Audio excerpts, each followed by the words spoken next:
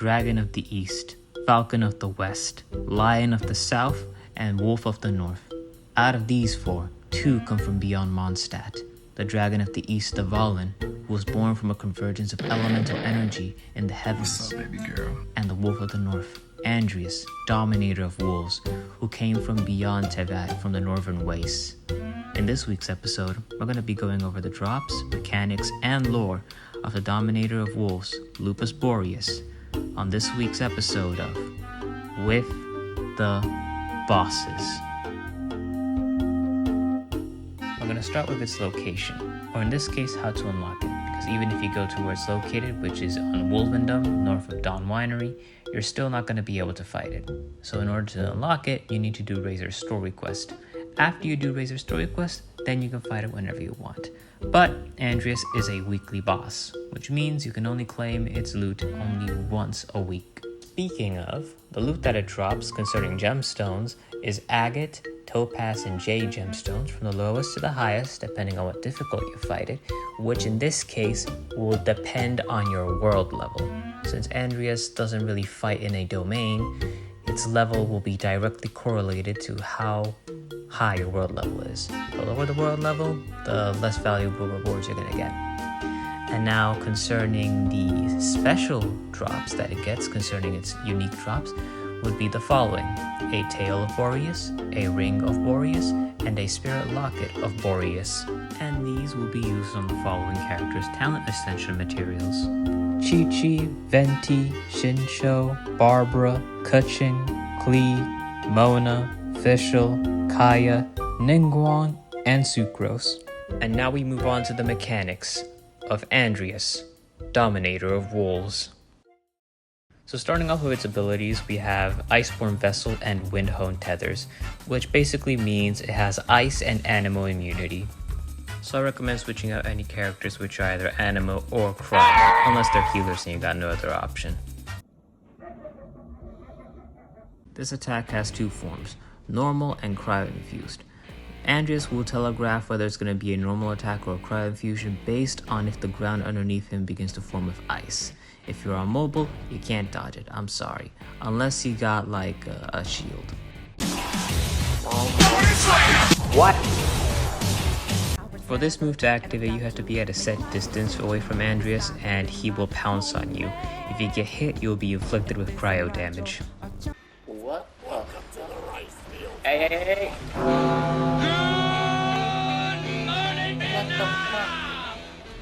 This attack is basically for Andrius to close distance with you, since it'll only activate if you're very far away from him. But if you do get hit by it, you'll be afflicted with cryo. And if you get hit from the full brunt charge of it, you'll get hit with some hefty damage.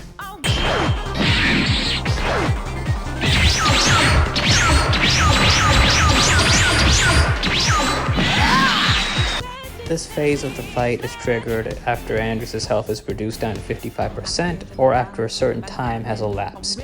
During this attack, Andrius will run around the outer edge of the arena and dash through them to attack you, approximately 3 times. After the third strike, Andrius will pounce and land at the center of the arena.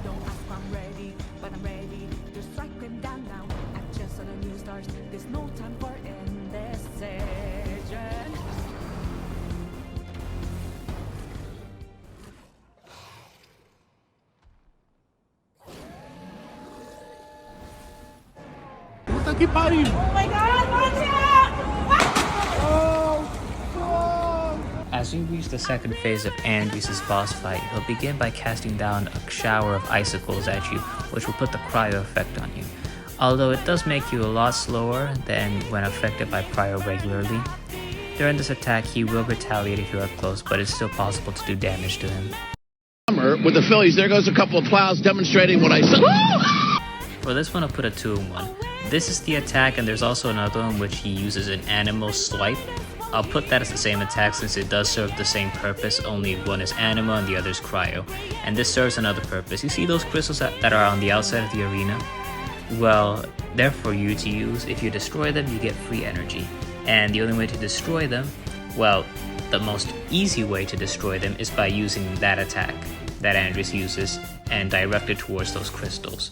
You can destroy them normally, but it's not the most optimal way, considering the ice that surrounds those crystals will damage you over time and will make you extremely slow. So not necessary, but if you want some extra energy, you can always try and bait Andrius into that attack.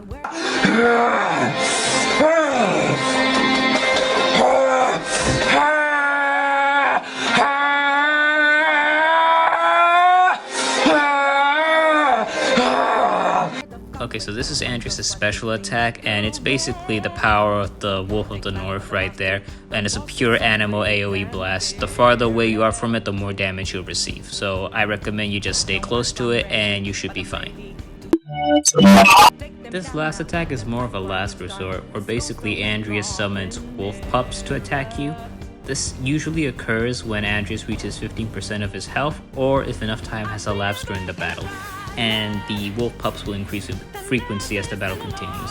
But after that, that would practically be the end of the fight, so congratulations, you defeated the dominator of wolves, Andrius.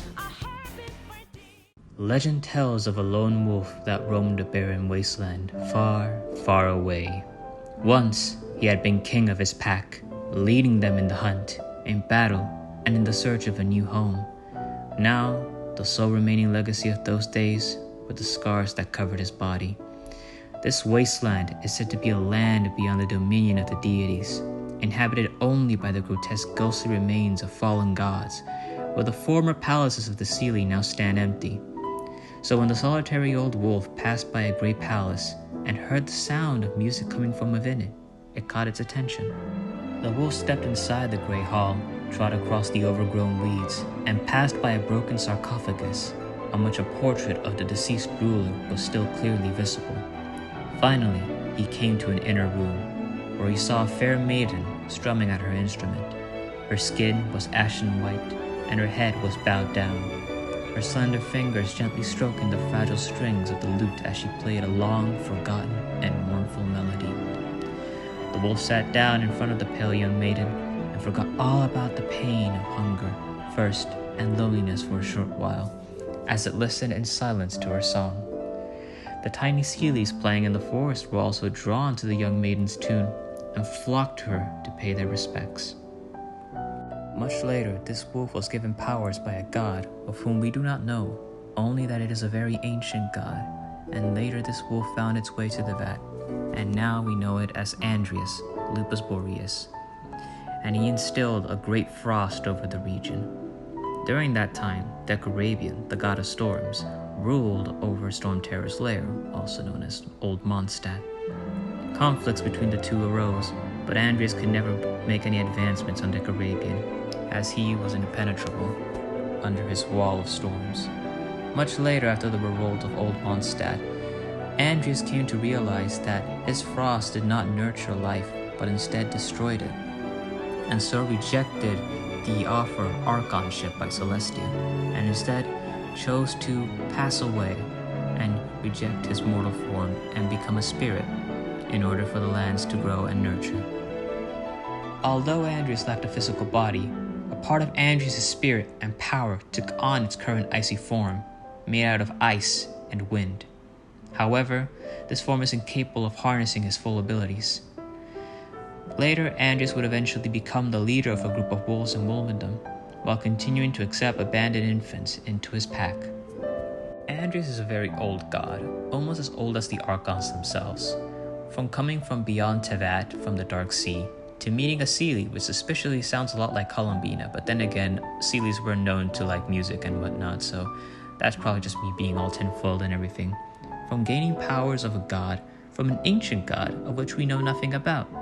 The god could be dead, could be from beyond Tevat, could also have been Irminsul wiped, for all we know.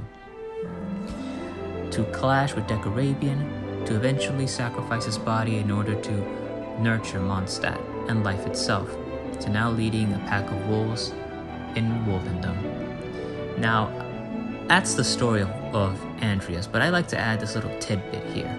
That being the Knight of Boreas. Now, the Knights of Aeonius have many titles for their knights, Klee being the Spark Knight, and Jean being either the Dandelion Knight or the Lion Fang Knight, depending on what you choose in Jean's story quest. Now, these names have special significance, and so does the Knight of Boreas. And what we can garner from it is from the wolf's gravestone description, in which it tells of a tale of a previous Knight of Boreas who fought with his wolf companion. Eventually, the wolf companion died, and he buried it in the countryside, and he left to live a life of a lone wolf. Now, this wolf is later described as the wolf spirit. Andrius is a wolf spirit, so that brings kind of a crux to the whole tale of Andrius, because never once did it state that he ever had a companion with anybody else. And the closest thing we have is the Seelie Maiden, and she was a lady. The Knight of Boreas was described as a guy. So we can go with two possible options. Either A, it's a different wolf, or B, Andrius reincarnated as a wolf to see how things are, because we do know that gods can reincarnate. Well, there's a whole reincarnation thing going on. The reincarnation theory is sort of valid. I haven't really dabbled in it, but still, it's a valid theory. Now this leads on to my next part, and this has less to do with Andrius and more to do with Grandmaster Varka, because he's the current Knight of Boreas. And that led me to ask the question as to why is he called that, because he's the Grandmaster, why would he have another title? And that led me to the part in which it said that Andrius took in children even though they were human. So could the Knight of Boreas simply be a person from Wolvendom or raised by Andrius who later joins Knight of Favonius? Because we know that Andrius tries to coerce Razor to join human society and to stay out of the matters of the wolves when it came to his story quest. And so it makes me question if Grandmaster Varka, when he was a child, was taken in by Andrius because he was an outcast or abandoned as a baby, and was later reintegrated into human society. And so Grandmaster Varka, as an adult, when he was walking around Wolvendom, the place in which he grew up, found another human child being raised by Andrius, that being Razor, and so he decided to teach Razor as well, just as Andrius taught him.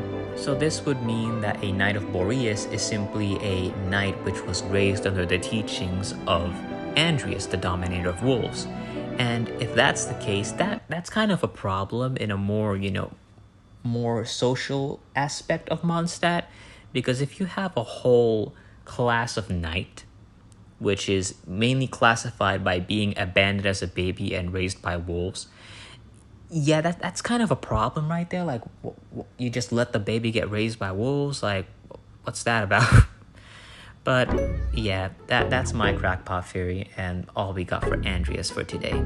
So I hope you guys enjoyed this video, and I wish you all the best. Next episode gonna be cryohypostasis, another one. But yeah, I wish you all a good day, night, or wherever you are. Peace.